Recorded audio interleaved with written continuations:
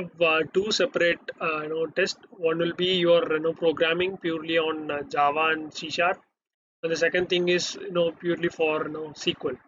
So you will have this two exams at two different timings. So as per my knowledge, so had a feedback from a couple of people, so they have shared with me a few things, so I'll share the same with you guys as well, so you'll get an idea of what to expect and what will be the test on other things. So as I said, there will be like two parts. First will be the Java and or C Sharp. You can do any of those two. And C Sharp, I have covered it in two videos. So one is full of basics, so you will start with basic C Sharp and other things, if conditionals, while loops, for loops, and other things. And the second part is a complete e-commerce project. So it's like a complete a small command line project you can build on top of that. Feel free to do that, and the entire code is on GitHub, so if you want to use it or if you want to build on top of that, you can definitely do that as well. So I have covered all the basics of classes and oops concept a little.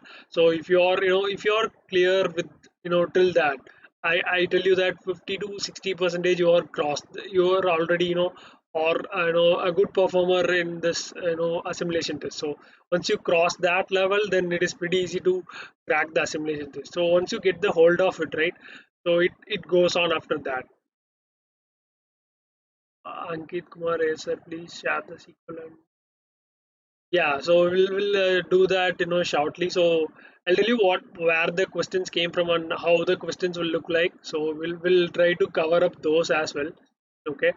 So I got feedback from people, so I didn't take up the test. I got the feedback from people, so I'll share the same so that you can crack that assimilation and get into a good domain, so that you can build on top of your you can go ahead and do the career, so you can have a great career at Cognizant. So what I was discussing was two parts, right? So one is C sharp, and I have covered all the C sharp basics and other things on previous live. So if you haven't watched that, please do.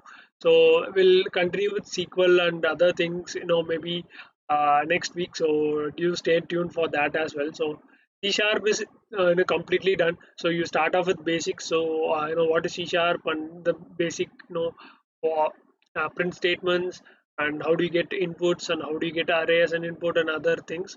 And when it comes to oops concept, so you just need to know how to declare an object for a class, and how do you use methods and data members and other basic things, right? So you have some basic things with oops. So once you are uh, can satisfy those needs, like basic concepts of oops and class, and how to create an object, how to call it, and how to assign data members values. So once you know those small things, so it is easy to build on top of when you get on with assimilation test, it will be like easier for you to cross this assimilation test and go ahead. So once you do that, so you have two tests, right? So one in the morning and one in the evening. Let me tell you the timing as well. So it is 10:30. So for one it was 10:30 in the morning. So you have Java and C sharp, and you have 3:30 p.m. where you have the SQL. So on the same day you will have both the tests. Okay. So one in the morning and one in the afternoon. So make sure that your internet connectivity and other things are good, so that you won't get into any trouble there. So make sure that you do that, and once everything is fine, so make sure that you recollect everything and write some notes, so that it will help you on a day before you taking up the test, so that you can do a revision kind of a thing, so that it helps you to crack the test. So and with that's it for the questions and other things. So the next is what are the parts. So the first part is Java, right? So the first test is Java and other thing. So for Java, we they had like 4 programming questions along with SQL query. So it might differ with people, they say. So you can expect more questions for you and less questions for others. So it depends. They have said it like that. I'm not sure. So it might differ. So you don't if your friend is taking something in the something from previous week, so you won't get the same question the next week. So you can never expect that. So that will never happen.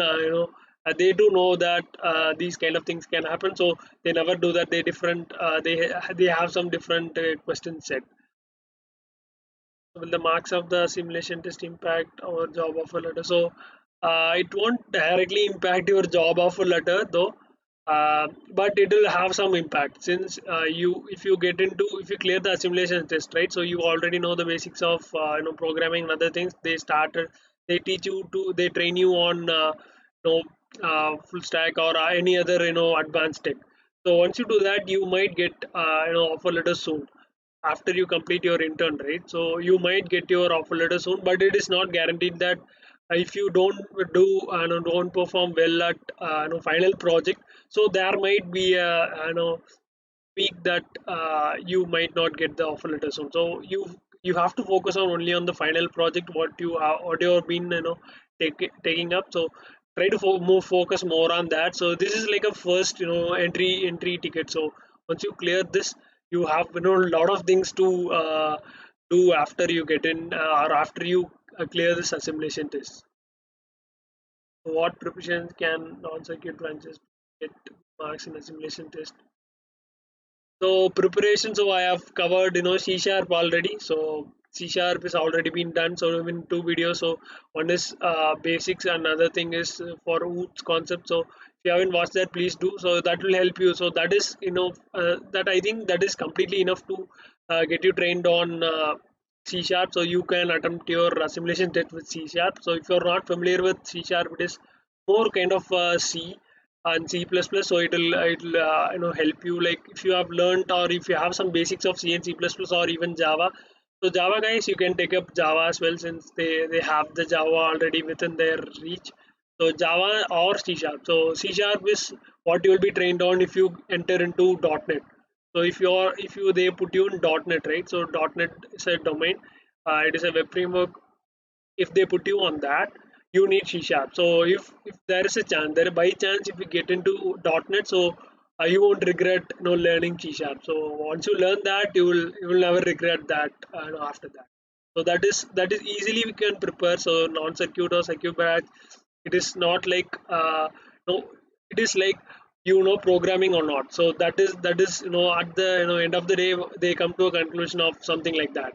Even if you're CS and IT, if you don't clear a simulation test, then there is no point in putting you in a good domain. So it really depends. So programming or not. So that is the final question they would ask you. So try to be good at programming. So that helps you a lot in clearing the simulation test, and even after that, it will help you a lot.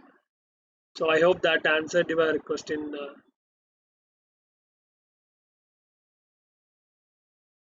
How many, right? Okay. What is the step plus exam we are getting after joining internship?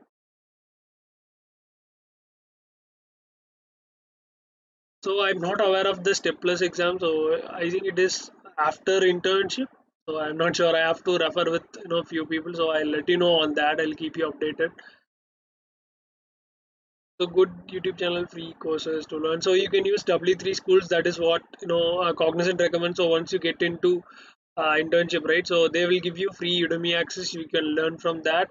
Before that, they will also have some references to W3 school. So and if you are familiar with programming, and you can use Stack Overflow, you can search for different things and you can learn by that as well. So that really helps you a lot in solving a lot of problems for you. So you can just learn by tutorial, so you don't have to watch the entire video. So if you are a beginner, I would really recommend that you watch a video and learn. So that will help you a lot. So once you are strong with a single language, right? So once you are strong with C or C++ or Java, it is easy for you to switch from Java to C sharp or even Python. So there are minor details that has to be noted when you switch languages, but the core concept or the core functionality remains the same. So only the syntax and other things differ, and they might the language might have advanced, or the syntax might be different. They have some new features or new oops concept implemented in a different way. So the base is the same. The base is the same as C and C++. So you won't feel any huge difference with this any languages. So C and C++ the standard. So everything is built on top of that. So you can be guaranteed that if you are familiar with C and C++, you will have a better understanding of various languages. So once you start learning various languages, you will have a better understanding of it. So can a person with basic C programming can clear the sim? So since you don't have C and C++, the assimilation test, you have to learn additional languages, Java or C Sharp. So I suggest you to learn C Sharp or Java. So C Sharp is what I prefer. So if you are into Java, it is also fine. So Java is another language. So it has been pretty popular. So if you want to learn Java, it's well and good. You can learn it. Or if you want to learn C Sharp, so it is also pretty good. You can learn that as well. So it is up to you that you choose either of those. But I my preference is go with C Sharp. So once you start learning a different language, right? So Java, most people know it, and C Sharp, it is developed and maintained by the ASP.NET framework is developed and maintained by Microsoft. So you have a good chance of getting into Microsoft if you are familiar with C Sharp. If you learn those their tech, so it is really easy for you to get into those companies might be in the future. So you have a proficiency level when you work with C Sharp, right? So that will help you a lot. So my preference is go with C Sharp. So with that said, so coming back to the question, so there will be like four questions, okay, four coding questions, or there might be queries as well. So and you have 10 to 12 MCQs. So the MCQs will be like basic programming questions like what is object. No, it won't be like what is object or what is a method will do. You might expect some debugging questions. Okay, so another MCQs will be like too common. Object and know what is exactly object of this one, and how do you declare an object for this class. So those are the basic questions. So you can search for MCQs of various languages. So basics of programming. So you will get a ton of blogs which explain that. So you can prepare with that as well. Okay. So the MCQs are pretty easy. So you don't have to strain. So if once you learn basics of programming, you already have the knowledge. So someone has said basics of C. So once you have the basics of C and C++ or even C, you might feel MCQ is pretty easy. So that will be damn easy. So you don't have to worry a lot on the MCQs. So another thing is that the duration is 2.5 hours. So I am not sure why they kept too long. So if you are preparing to attempt the simulation, it makes sure that you are comfortable for 2.5 hours. So you might end up stressing yourself. So 2.5 hours is might be long. So the real or the real test what you have inside Cognizant might take to 4 to 6 hours of exam. So make sure that you are able to grab yourself be up at 4 to 5 hours. So that is mostly the situation that you will be in when you join Cognizant. So with that said, so and the questions are pretty easy, so you don't have to worry about clearing them, but you have to have the basics. Okay, so we have covered the basics. As I said, earlier, we have few basics of C sharp covered already. We did while loop, for loop, and other things. Okay, so we have already kept all the things basics. Pattern printing we have seen a small e-commerce project. So once you get into those kind of programs, so you will have understand the programming language better, so that you will be able to solve things. Okay, so with general understanding, or if just with just common sense, you can definitely solve the programming problems whatever you get for this assimilation test. So it is pretty recommended that you at least learn the syntax or different syntaxes on hand, so that it will be helping you a lot. So we have covered how to get input from the user as an array. So how do you parse it to an integer? You will get all the you know uh, from the when you get standard output stream, you will get all the things as a string. Okay, so you have to pass it pass the string into an integer. So we have seen some shortcuts to that. So we have covered few all the most of the things what is required for assimilation test. We have covered all things, so I'll be putting up another video on C sharp. So just 15 to 16 minutes of recap so that it will help you a lot. So for Java and other programming question, it is pretty simple. We have basic loops, if conditionals. You have a little bit of inheritance and some basic oops concept. So that is pretty much easy. If you go through that different blocks, you will definitely get some references to inheritance and other things. But we have covered classes and objects on our second live, so that will help you a lot in taking up those questions. Is exam online? So to that, so make sure that you don't. I don't think they will have some uh, person to watch you out, but it is on hacker rank, I guess. So we had on hacker rank, so you might feel the same. So if you haven't tried it yet, please do. So hacker rank is pretty much what typical hacker rank challenge. So if you are familiar with the platform, so you know how it goes, and you know how it is. So it is basically hacker rank. So can do so. I'll let you know, keep you updated. Not sure since we had on hacker rank, so you might have also the same. Can we get hometown as location after onboarding? So this time everything will be virtual method. You don't have to worry about the location, but make sure that you give preferred location whichever is near your hometown or whatever you chose. So once you are after intern, right? So once you complete your intern and get your full time, so you might be put into the preferred location. So it is a pretty much 95% of chance by chance you might land up in your preferred location. So there is only 5% of failure, right?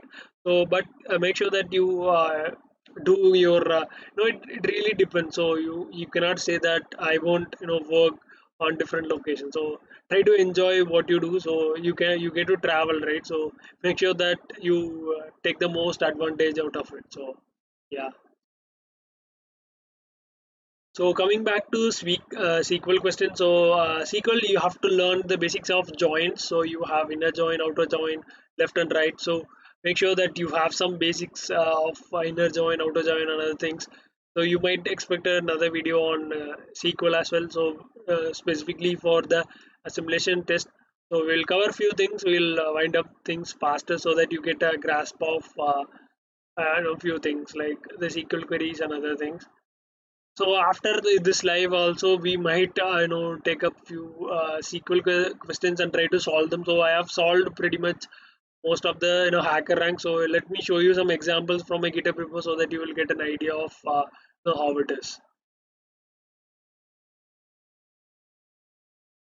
So that is it for SQL questions. Joins, you have joins, group by, order by, and other classes. So those are pretty much the basics of SQL. So if you are just starting out of SQL, you are new to database and other things, try to just get the basics of SQL. So how to select different columns in a table. So those are the basic questions that you must be able to solve. So if you even don't get those basic questions right, so it is pretty difficult. You'll most likely be unable to clear the assimilation test. So make sure that you at least have basics of SQL. So just learn the basics of SQL. So you don't have to have a deeper understanding of different databases out there. We have MySQL, we have Postgres, we have Cassandra, we have a ton of languages and query languages. We have MySQL, we have a different syntax might differ, and T-SQL we use it for Microsoft SQL Server. So and we have Oracle. So there are different query languages for different databases. So most likely you will have the syntaxes the same, but here and there there might be some few minor changes here and there. So make sure that you at least learn one thing in a good way. So MySQL and T-SQL will be slightly different. So make sure that you at least learn MySQL. So that will help you a lot. So just install MySQL, or if you can do it on HackerRank, it is pretty much fine. You can take up the SQL challenge. So they have like they go from basics to top tier. So if you are into that, please do take up that. So I'll put you the link on HackerRank, so where you can solve it, or I will show you, where you can take up that HackerRank SQL challenges. So that will help you a lot. So once you start solving SQL problems, right? So once you start solving it, you will you will get used to that, and you can easily crack your assimilation test.